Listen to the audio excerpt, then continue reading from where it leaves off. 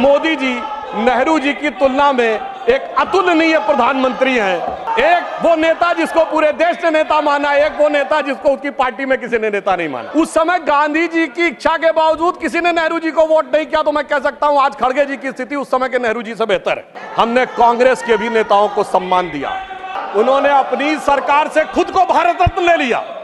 राष्ट्रपति महोदया ने कहा कि यह देश के इतिहास में 60 साल के बाद यह पहली बार एक घटना हुई है जब लगातार 3 बार किसी प्रधानमंत्री को स्पष्ट बहुमत प्राप्त किया हो। और जिस समय महामहिम राष्ट्रपति महोदया ने यह शब्द बोला था, हम सबको ध्यान है, सबसे अनेक विपक्षी सदस्यों ने अपनी अपनी सीट पर आवाजें करते हुए इसका प्रतिवाद किया था। संभवतः उनके मन में इस बात के लिए स्वीकार्यता नहीं हो पा रही थी कि यह कैसे हो गया कि लगातार तीसरी बार मोदी जी के नेतृत्व में भारत की जनता ने स्पष्ट जनादेश दिया और पंडित जवाहरलाल नेहरू जी का वो रिकॉर्ड जिसके ऊपर वो बहुत इतराते थे, उसकी बराबरी हो गई।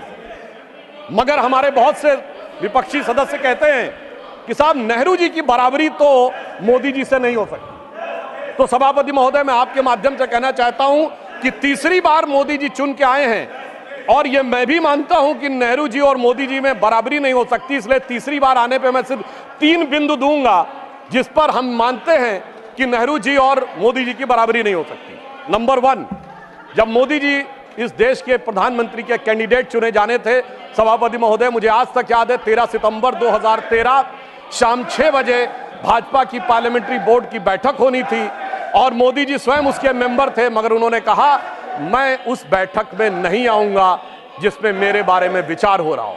यह होता है नैतिकता के आधार के ऊपर निर्णय। और उस समय राजनाथ सिंह जी पार्टी के अध्यक्ष थे, तो मुझे यह दायित्व दिया गया था कि मैं मोदी जी को रिसीव करके अध्यक्ष के कमरे में बैठा लूं और जब बैठक समाप्त हो जाए तो सब एक साथ जाएंगे प्रेस कॉन्फ्रेंस में घोषित करने के लिए।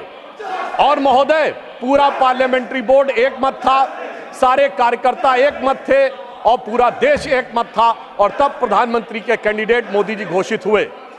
उधर पंडित जवाहरलाल नेहरू जब कैबिनेट मिशन प्लान के तहत 26 अप्रैल 1946 को कांग्रेस का नया अध्यक्ष चुना जाना था और उसके लिए कांग्रेस वर्किंग कमेटी की बैठक होनी थी और 20 अप्रैल को मौलाना आजाद को गांधी जी ने लेटर लिखा कि आप अपना नामांकन वापस ले लीजिए और मैं चाहता हूं कि नेहरू जी प्रधानमंत्री बने। परंतु इसके बावजूद उस बैठक के अंदर क्या हुआ, इसका रिकॉर्ड आचार्य कृपलानी ने अपनी किताब Gandhi his life and thought, Maulana Azad ने अपनी किताब India wins freedom, Rajmohan Gandhi ने अपनी किताब सरदार पटेल और उस समय के सबसे प्रख्यात पत्रकार दुर्गादास ने अपनी किताब India from Curzon to Nehru and thereafter में लिखा है कि 1 वोट मिला पट्टाभी रमैया को और शायद 1 या 2 वोट मिले आचार्य कृपलानी को, शेष सारे वोट मिले सरदार पटेल को और 0 वोट मिले जवाहरलाल नेहरू जी को।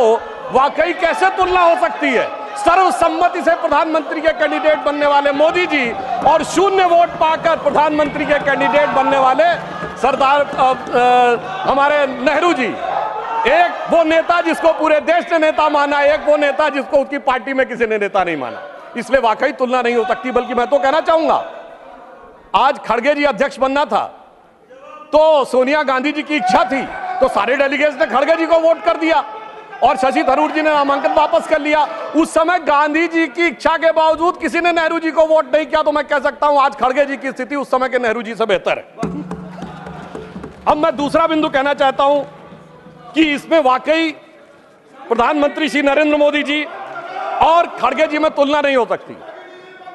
देखिए, नेहरू जी ने के विषय में प्रख्यात शायर मजरूह सुल्तानपुरी ने एक आर्टिकल लिख दिया था कि उनकी कार्यशैली में हिटलर की झलक दिखती है और उसके बाद सभापति महोदय 2 साल जेल में रहे। और यहां मोदी जी के समय में हिटलर की मौत, मोदी जी की मृत्यु की कामना और कब्र खुदेगी जैसी बात कहने वाले लोग तो छोड़िए, जिन्होंने बोटी बोटी की बात कही थी वो सम्मानित सदस्य होकर अगले सदन में आ गए और इसके बावजूद किसी पे कोई कार्रवाई नहीं हो रही है। तो मैं मानता हूं कोई तुलना नहीं है मोदी जी और नेहरू जी की।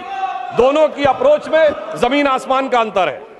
और एक मैं बात और कहना चाहता हूं, हमारे तीसरा बिंदु, हमारे प्रधानमंत्री श्री नरेंद्र मोदी जी को कितने देशों ने अपना सर्वोच्च नागरिक सम्मान दिया है। इसमें Bhutan, France, Papua New Guinea, Fiji, रूस और मालदीव।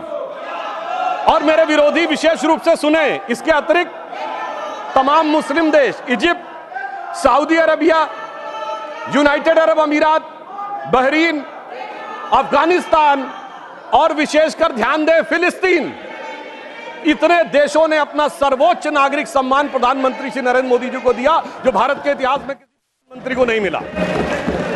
और प्रधानमंत्री जी ने किसको सर्वोच्च सम्मान दिया? हमने भारत के, हमारी सरकार ने और सरकार की बनाई समिति ने सिर्फ हमारे नेताओं स्वर्गीय अटल बिहारी वाजपेयी जी और आदरणीय लाल कृष्ण आडवाणी जी को ही भारत का सर्वोच्च नागरिक सम्मान नहीं दिया, हमने कांग्रेस के भी नेताओं को सम्मान दिया। कांग्रेस के 3 बड़े नेताओं को भारत रत्न मिला। मदन मोहन मालवीय जी को हमारी सरकार में भारत रत्न मिला, प्रणब मुखर्जी जी को हमारी सरकार में भारत रत्न मिला, पीवी नरसिम्हा राव जी को हमारी सरकार में भारत रत्न मिला, हमारी पार्टी के नहीं थे परंतु कर्पूरी ठाकुर जी को भारत रत्न मिला, और कांग्रेस के नेता एससी जमीर और तरुण गोगोई जी को पद्म अवार्ड मिला। दूसरी तरफ नेहरू जी ने क्या किया? न किसी से अवार्ड मिला।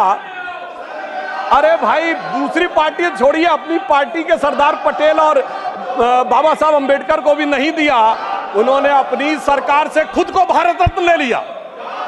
यानी एक मोदी जी जिन्होंने सबको भारत रत्न दिया और एक उनकी सरकार जिसमें खुद को भारत रत्न मिल गया। तो मैं मानता हूं कि इन तीनों बिंदुओं पर नेहरू जी और मोदी जी में कोई तुलना नहीं है। इसलिए मैं कह सकता हूं कि मोदी जी नेहरू जी की तुलना में एक अतुलनीय प्रधानमंत्री हैं और उन्होंने यह अतुलनीय उपलब्धि हासिल की है।